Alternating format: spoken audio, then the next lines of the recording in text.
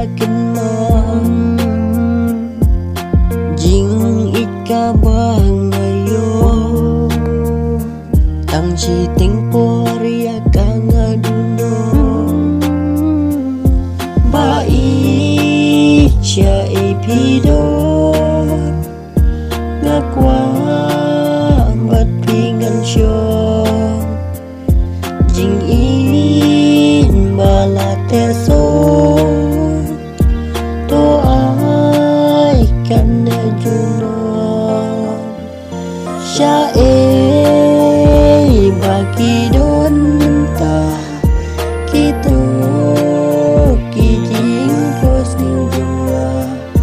ngakwen pinan ringkan na kumha ki pojing yo dia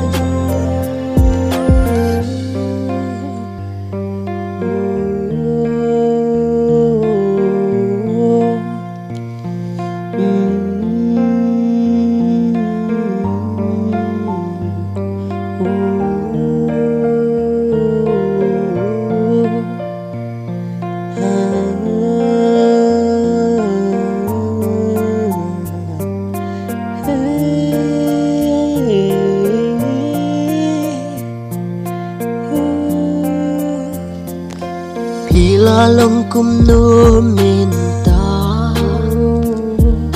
ngakwa bangan tim jing shisha bidang ken mau ni em yang na ya kita kipon ba min shwa minta ngasa tang jing pos ni ya itu idur bab habri minta pidon sya jgai nanga